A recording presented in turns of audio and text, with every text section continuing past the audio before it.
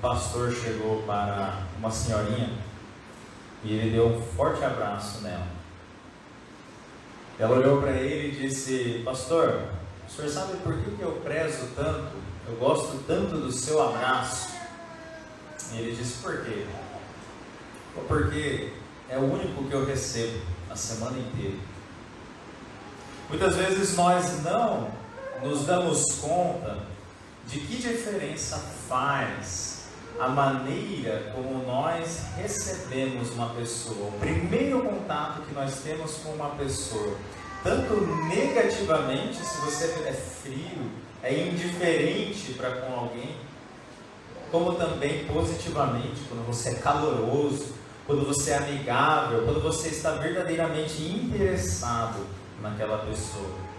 A Bíblia ela fala sobre saudações, ela contém muitas saudações, e ela fala em especial sobre uma espécie de saudação que faz toda a diferença nas nossas vidas. São 5 passagens do Novo Testamento, uma delas nós acabamos de ler, e essa saudação ela é essencial no contexto da hospitalidade que nós estamos estudando.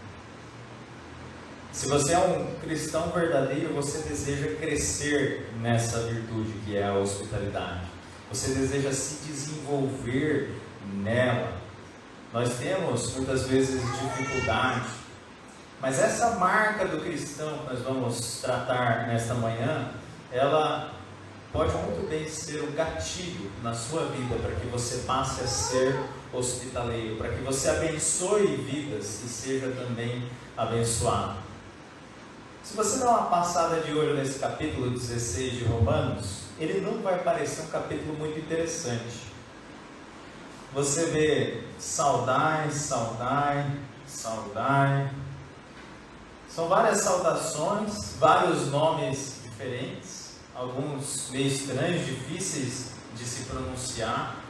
Tente uma vez, né? Andrônico, Andrias, Herodião, Assíncrito. Será que seria bom, né? Para um netinho, para um filho, um nome como esse?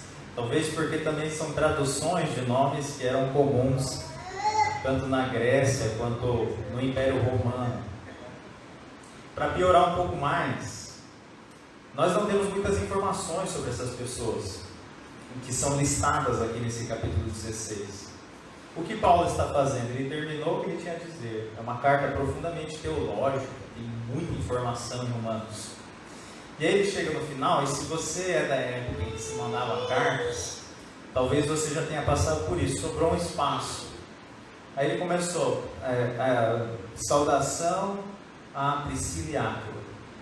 E ele começa a fazer as saudações. Talvez, dá um abraço lá no nosso irmão, fala que eu amo muito ele, fala para ti que eu gostei do vestido dela. Ele aproveita esses últimos momentos no pergaminho daquela época, né, para saudar aquelas pessoas. E isso nos dá um flash bem raro de algo muito importante, uma verdade que estava presente na igreja primitiva e que através dela o mundo antigo ele foi mudado. Qual é a visão que você tem do apóstolo Paulo?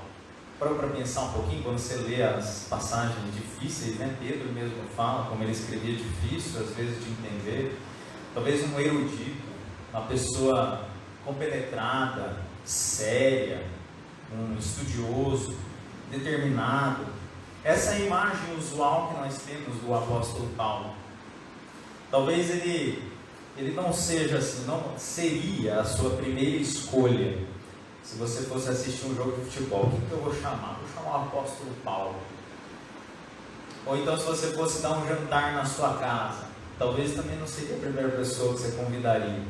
Ou então, quando você estivesse tirando lá a comida do forno, a lasanha, você ainda estaria revisando lá o Antigo Testamento, né? Você fala, deixa eu dar uma recapitulada nas histórias aqui, porque o Paulo sabe tudo de cor isso daí. Então, pelo menos eu não vou passar tão ruim, né, com ele. Você não iria querer entrar numa discussão com Paulo. É assim que nós conhecemos o apóstolo, mas esse capítulo ele nos revela um lado diferente de Paulo. Ele menciona aqui 33 pessoas pelo nome. 33 pessoas. 28, duas delas ele não menciona pelo nome, mas 26 sim, são da igreja de Roma. E sabe o que é surpreendente? É que ele nunca esteve em Roma. Essas pessoas são pessoas que ele encontrou às vezes no caminho, nas viagens, mas você imagina como essas pessoas se sentiram quando no final dessa carta tão importante, tão impactante, elas ouviram, quando a carta foi lida na igreja, o nome delas sendo pronunciado. Isso fez toda a diferença para elas. Isso nos ensina que nós devemos nos esforçar em saber o nome das pessoas. Não é bom quando alguém lembra o nosso nome? Quando alguém se lembra de como nós chamamos. É isso que eles experimentaram aqui. Hoje em dia, no marketing digital, isso é muito presente. Você faz o seu cadastro lá, submarino.com.br. Qual é a primeira coisa que eles te pedem? É o seu nome, o seu e-mail. Antigamente o e-mail era genérico. Agora, eles mandam o seu e-mail, olá, Jonathan. Né? Aí você fala, puxa, olha só, ele me conhece. Já fica mais próximo, né, daquela aproximada de você. Mas aquilo é um programa que faz, né? Está tudo calculado, quando você já percebe que é isso. Sabe que teve um curso em que eu já cheguei a me matricular uma vez, mas eu não sei o que aconteceu, que acho que eles perderam o meu nome no cadastro. Aí no lixo eletrônico, às vezes eu olho e aparece, olá, null, N-U-L-L, é nulo. Eu acho que deu algum bug no sistema, e aí fica nulo. Pensa, sensação ruim, né? Mesmo com um e-mail automático, você fala, olha, nulo. Não é muito agradável. Mas, além do nome no e-mail, que a gente já não acha assim tão pessoal, quando a gente recebe, por exemplo, um cartão de aniversário, que alguém escreveu à mão e a caneta, já não é mais tão comum. Puxa, a pessoa escreveu o meu nome à mão, já se torna muito mais especial. Ou mesmo com a tecnologia, WhatsApp, você recebe um boa tarde, Luciano, tudo bem com você? Você ouve um áudio e tem o seu nome. Isso é bom, isso faz bem, nós gostamos disso. Quando você chega num lugar completamente desconhecido e você está assim, meio receoso, com frio na barriga, porque você não conhece ninguém, você vai entrando, né, cautelosamente e de repente você ouve o seu nome sendo chamado. Você olha e você vê alguém conhecido. Já não muda? Parece que aquele lugar que antes era todo estranho, agora você já tem um ambiente mais seguro, porque você conhece alguém e porque alguém conhece o seu nome. E foi isso que Paulo fez aqui neste capítulo de Romanos 16. Eu disse que nós não sabemos muito a respeito dessas pessoas, mas alguma coisa nós podemos saber. Um resuminho para vocês do que nós podemos saber dessas pessoas citadas aqui. Febe, muita coisa que nós sabemos está nesse capítulo mesmo, né? Aqui diz, ela era cristã, era uma mulher rica, uma mulher de negócios. Foi ela que levou a carta de Paulo até Roma, muito provavelmente. E mesmo sendo assim tão reconhecida socialmente, Paulo a chama de serva, diaconisa. Era uma mulher que gostava de servir. Talvez o casal aqui mais famoso seja Priscila e Áquila. Eles nós vemos em outras passagens, especialmente em Atos. Eles eram um casal que estava muitas vezes junto com Paulo nas viagens missionárias que ele fazia, anunciando o Evangelho. Foram eles que evangelizaram Apolo, por exemplo. E certa vez, inclusive, eles arriscaram a própria vida por Paulo.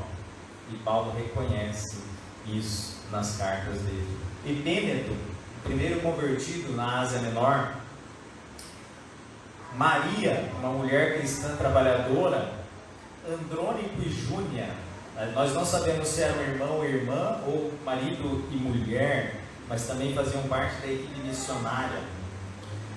Você já vai anotando aí os nomes, né, para os próximos netinhos, próximos filhos. Amblias, Urbano, Estaques e Aperes. Esses eram escravos, nomes de escravos, né, comuns naquela época. Alguns eram romanos, outros gregos. Aristóbulo, Herodião e Narciso. Esses nomes, eles tinham algo em comum com a casa imperial de Roma. Você vê que era bem diversificada a coisa. Trifena e Trifosa. Alguns acham que eram irmãs gêmeas, os estudiosos dizem. E a raiz do nome é que elas eram delicadas, essa é a ideia do nome. Pérside, mulher da Pérsia. Essas três, elas são colocadas também como trabalhadoras árduas no Senhor. Rufo é um nome interessante, porque é aquele homem que carregou a cruz de Jesus, vocês lembram? Simão Cirineu. Esse homem, diz a Bíblia, tinha 2 filhos e um deles se chamava Rufo. E Paulo aqui chama a mãe de Rufo de sua mãe. Aparentemente, ela exerceu tanta bondade para Paulo que eles tiveram uma proximidade muito grande. Talvez ela fazia refeições para ele nas viagens missionárias que ele tinha.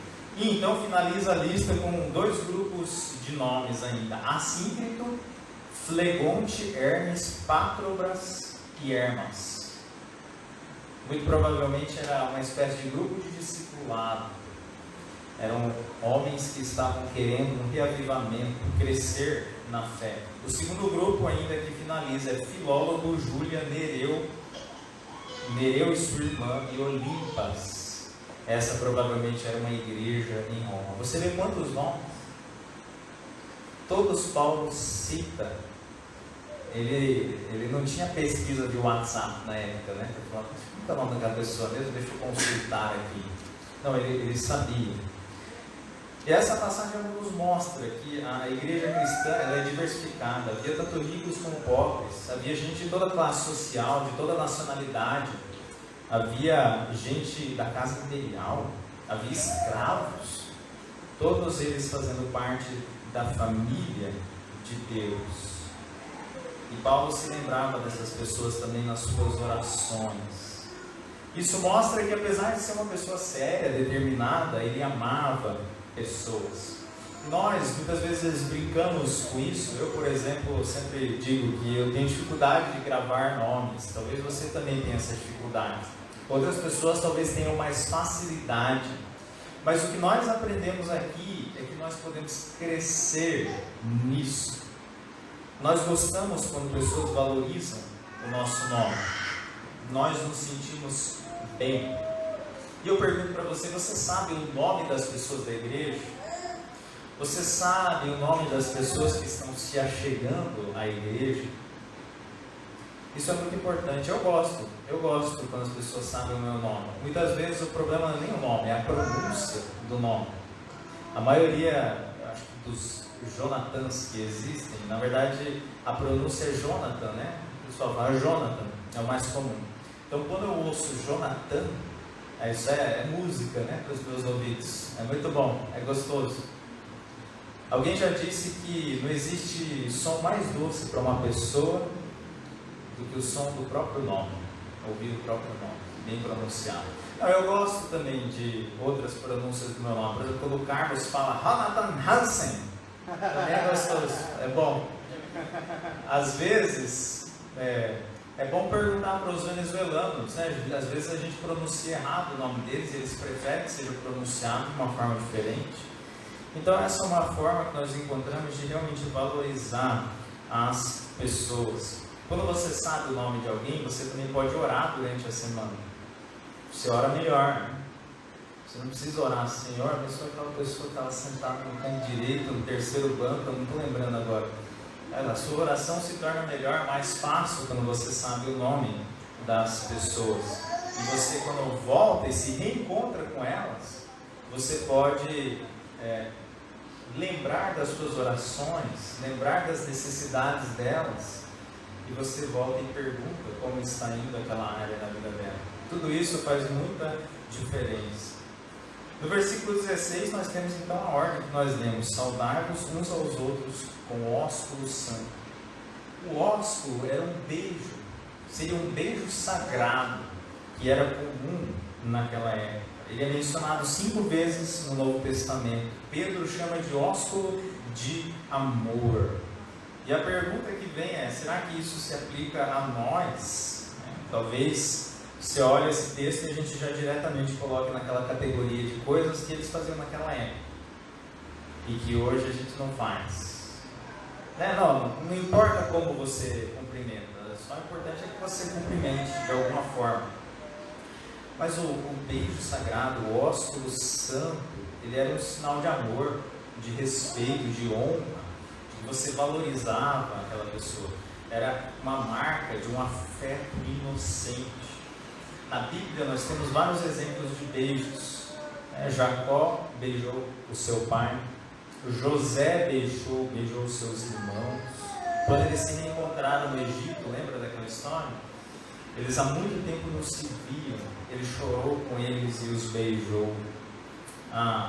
Naomi beijou Ruth e Orfa, sogra e noras se beijando. Davi beijou Jonatas, fortes amigos eles eram. Quando você lê a história do filho pródigo, você vê que o pai beijou o seu filho, lançou o seu pescoço, o abraçou, o beijou e disse: meu filho. Então, várias oportunidades na Bíblia nós vemos isso acontecendo. E nos primeiros séculos da igreja cristã era algo comum, era algo até que fazia parte da liturgia do culto, da adoração. Os homens, eles beijavam os homens na barba, naquela época eles tinham as barbas maiores, as mulheres, e era algo puro, era algo que simbolizava, que demonstrava um afeto, um amor fraternal cristão entre irmãos em Cristo. Eles entendiam que era uma família e por isso eles demonstravam esse amor também dessa forma. Um documento daquela época dizia o seguinte, era uma orientação: que o diácono diga ao povo: ninguém brigue com o outro, não deixe ninguém entrar em hipocrisia. Então deixe os homens darem aos homens e as mulheres às mulheres o beijo do Senhor, mas que ninguém faça isso com engano, já que Judas traiu ao Senhor com um beijo. Veja que essa história nós conhecemos muito bem, Quando Judas chega até Jesus. Qual é o problema nessa história toda? É o beijo em si que Judas deu em Jesus? Não, o problema é que ele o traiu com o beijo. Era o sinal que ele tinha dado para que os soldados prendessem. Aquele a quem eu beijar, esse vocês vão lá e prendam. Então o beijo fazia parte, não existia maldade, era uma afeição inocente, não tinha sensualidade, impropriedade nisso. Era algo muito comum no contexto cultural. E os cristãos eles deram um significado ainda mais profundo, representando a unidade que eles tinham em Cristo. Se você olha a religião daquela época, os gregos, os romanos, a filosofia daquela época, o que eles pensavam sobre a ideia de Deus? Deus era sempre alguém distante, alguém que não se misturava com os homens, e era alguém que você não podia pegar. Os gnósticos ensinavam que Deus nunca poderia entrar em contato com o ser humano, porque ele é muito elevado, ele é muito puro, ele é muito santo. E foi naquele contexto que veio ao mundo um bebezinho. Deus se tornou carne. Se você estivesse lá, você poderia tocá-lo. Um bebezinho, você poderia apertar as suas bochechas, você poderia pegar na sua mãozinha, você poderia ver a sua testa enrugada, você poderia ver Maria amamentando o bebê Jesus. Porque o verdadeiro Deus é um Deus palpável, é um Deus que se pode tocar. Se você imaginar ele caminhando pelas estradas da Galileia, com as suas sandálias empoeiradas por causa do pó daquela terra, você vê então ele chega, para diante de um cego e toca nos seus olhos, e ele o cura. Ele toca em um coxo e ele é curado. Ele é um Deus que veio, se permitiu ser tocado e tocou pessoas. Um Deus que interagiu de uma forma muito pessoal e íntima. Quando uma mulher pecadora entrou numa casa que Jesus estava como visitante, ela derramou perfume sobre os seus pés, ela ungiu Jesus e beijou os pés de Jesus. Jesus elogiou a atitude dela como uma atitude honrosa. Ele disse ao anfitrião: você não me deu ósculo, ou seja, você não me saudou, mas esta me saudou. Ela não tem cessado de beijar os meus pés. O Deus verdadeiro é um Deus que se pode tocar. Ele não é algo abstrato, ele não é simplesmente uma proposição teológica, mas ele é um Deus tocável, palpável. É o Verbo encarnado. Ele morreu como os homens morriam, na verdade morreu muito pior, crucificado. Ele foi colocado no sepulcro como um homem, porque ele é 100% homem e 100% Deus. E nós, quem nós somos? Não somos nós o povo de Deus? Desse Deus que é palpável? A igreja é o corpo de Cristo. Então você não faz justiça a esse Deus que você diz servir se tudo que as pessoas leem quando elas olham para você é: ó, fique longe, não me toque, eu quero o meu espaço, eu não quero ninguém aqui perto de mim. Talvez pareça estranho para você, mas quando nós nos cumprimentamos, nos saudamos de uma forma efusiva, demonstrando um amor, uma preocupação, um zelo, um cuidado, um interesse genuínos, nós estamos demonstrando o amor de Cristo, o amor do verdadeiro Evangelho. Nós precisamos recuperar essa verdade que era tão comum naquela época. As pessoas olhavam para os cristãos e diziam: olha só como eles se amam. Será que o mundo olha hoje para a gente e fala assim: puxa, será que como eles se amam? Talvez nós precisamos restaurar esse afeto, esse carinho, esse amor mais profundo que havia antigamente. Às vezes tem momentos em que você fala para uma pessoa, mas não faz efeito. Mas se você chega e dá um abraço, isso faz toda a diferença. O abraço muitas vezes comunica muito mais. Talvez para aquela senhorinha que foi abraçada pelo pastor, o abraço era mais importante do que a própria mensagem que ela tinha ouvido naquele dia, porque ela estava precisando. O toque faz parte.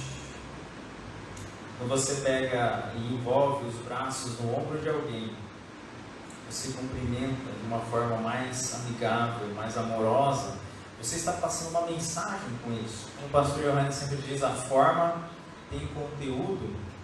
Você está dizendo àquela pessoa com um gesto: você realmente é importante para mim.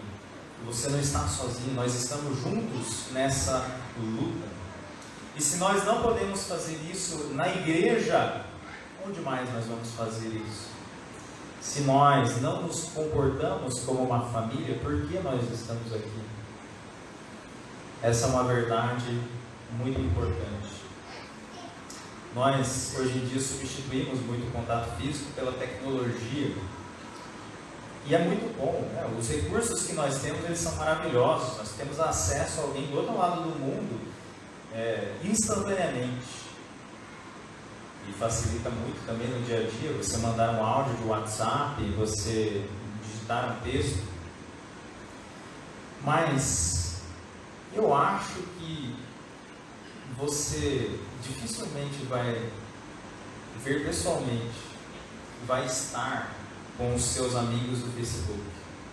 Já parou para pensar quantos amigos do Facebook você tem? Qual foi a última vez que você viu 60% deles? Esse é o mundo virtual em que nós vivemos. As pessoas acham que estão próximas, mas estão muito distantes umas das outras. Não é possível você dar um ósculo santo pela internet. Não funciona. Tem coisas que só acontecem pessoalmente. A ideia aqui não é assustar você, não é deixar você desconfortável, não é defender necessariamente a literalidade que precisa ser exatamente do jeito que eles faziam, porque existe um componente cultural. Existem pessoas que se sentem mais desconfortáveis ou menos, nós temos maneiras diferentes de enxergar essa questão do cumprimento. Mas o fato é que nós não somos livres para ignorar esse mandamento. Nós precisamos entender como ele se aplica a nós. Os primeiros cristãos, eles eram conhecidos pelo fervor que eles tinham, pelo amor uns pelos outros, e nós precisamos ser conhecidos por isso também. Um exemplo clássico disso na Bíblia, em Atos capítulo 20, é a última vez que Paulo vai ver os presbíteros de Éfeso. Eles se encontram na ilha de Mileto, e lá na praia Paulo dá a última mensagem para eles, que eles têm que cuidar do rebanho de Deus, sobre o qual Deus os constituiu como bispos, porque vão entrar lobos cruéis. E ele então os encomenda a graça de Deus. E sabe qual é a última coisa que eles fazem? A Bíblia diz: depois de dizer essas coisas, ele se ajoelhou e orou com todos eles. E houve muito choro da parte de todos. Eles abraçaram Paulo e o beijaram. Era um momento de muita emoção. Eles se abraçaram e se beijaram. Homens adultos, líderes da igreja. E eles expressaram o seu amor fraternal, o seu amor em Cristo, dessa forma. Com abraços, com beijos. Talvez você possa chegar no irmão e na irmã e dizer: eu te amo, eu quero bem com você. Eu quero que você cresça, você seja fortalecido em Cristo, você tenha mais emoção aberta, mais expressões de carinho, mais ousadia. É o que nós precisamos para derrubar paredes. Eu sei que eu preciso disso, e eu creio que todos nós precisamos. Quero encorajar você a fazer duas coisas em resposta a essa mensagem.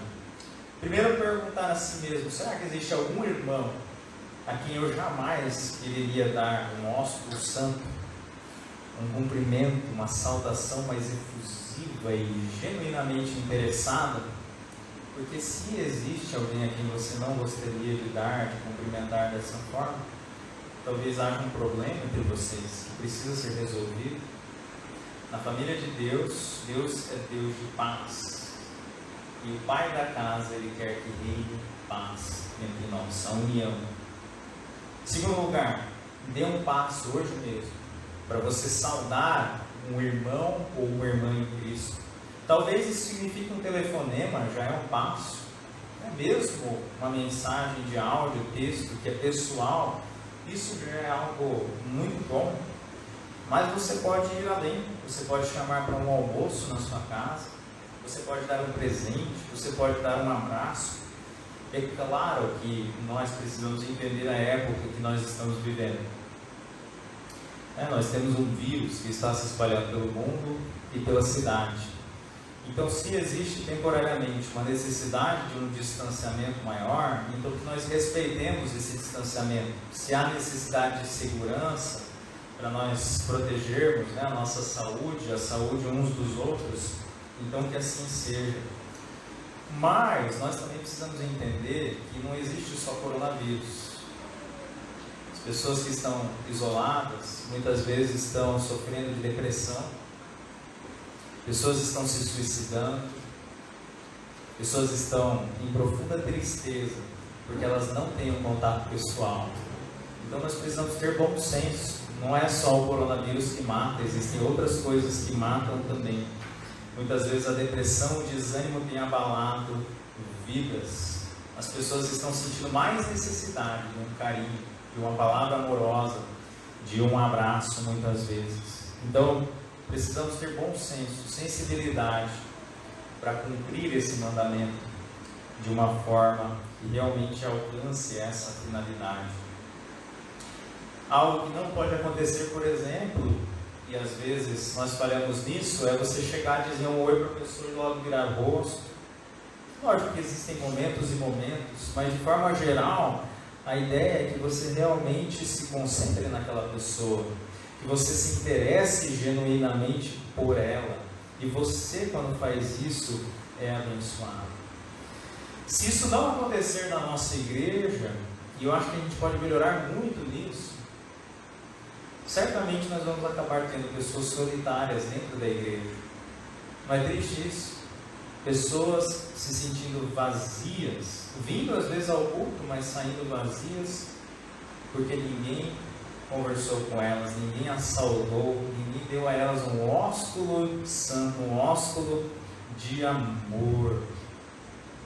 Por outro lado, talvez você seja uma pessoa assim, que está sempre se saindo vazia, porque está mais isolado.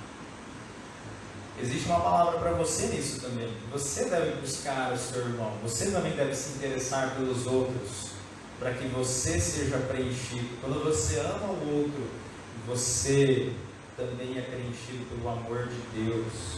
A Bíblia diz que busca satisfazer o seu próprio desejo aquele que se isola. Ele se insurge contra toda a sabedoria. Então, você ficar longe, sem conversar, isso não é bom. Não é bom para você, não é bom para a igreja. Quais são os dois grandes mandamentos? Amar a Deus sobre todas as coisas e amar ao próximo como a nós mesmos. Quando você está repleto, cheio do amor de Deus, você é capacitado, você transborda do amor de Deus para outras pessoas. É natural que isso aconteça. Você não está mais concentrado o que os outros estão pensando de mim, como eu estou me saindo. Não, o seu foco são os outros.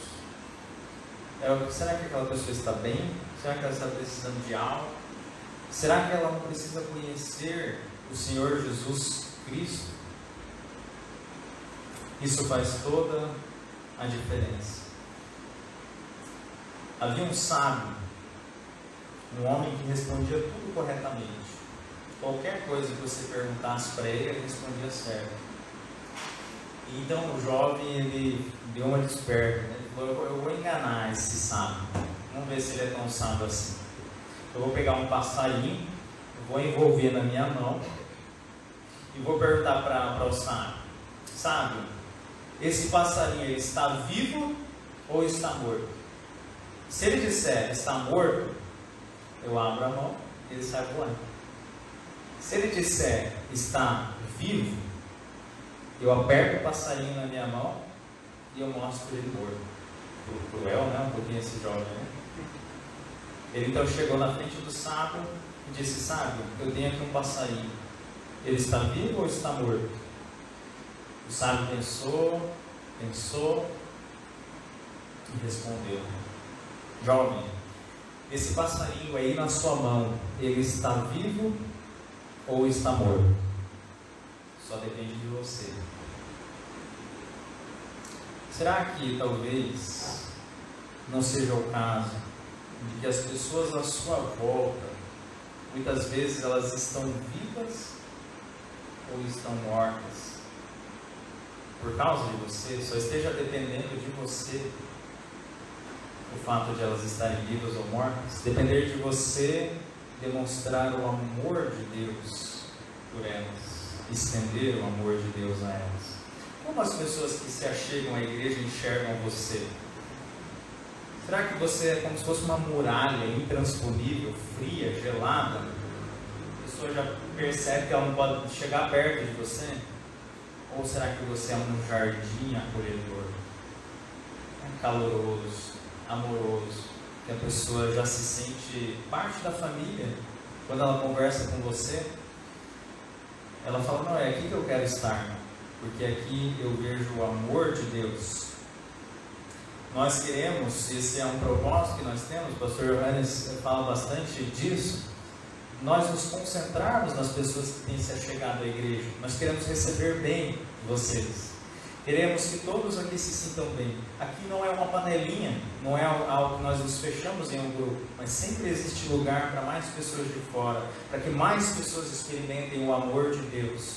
E é assim que nós queremos nos portar. Quando acaba o culto, nós queremos nos concentrar em receber bem novas pessoas, mas também em ter comunhão uns com os outros, fortalecer os nossos laços. Então isso vale tanto para dentro da igreja, quanto para aqueles que têm se achegado de fora da igreja, para aquelas pessoas que nós vemos que elas querem abandonar os seus pecados, elas querem depositar a sua fé em Cristo Jesus. Nós vamos ajudar nesse processo. Você precisa sempre se lembrar de que nós somos filhos de um Deus palpável, um Deus que se fez carne. Ele tocou e foi tocado, e essa é uma forma muito especial de demonstração de amor, com todo o respeito, com toda a pureza. Nós precisamos viver como verdadeiros cristãos, como uma família, uma grande família de Deus. Comece hoje mesmo. As pessoas vão olhar, vão ver como nós nos saudamos, como nós nos interessamos uns pelos outros. E mais uma vez, como antigamente, elas vão olhar e vão dizer: puxa, ali tem o amor de Deus. Eu vejo o amor de Deus na vida daquelas pessoas. Aí as palavras que Jesus disse aos seus discípulos vão se tornar realidade na Igreja Batista Central. Ele disse: nisto todos conhecerão que sois meus discípulos, se vos amardes uns aos outros.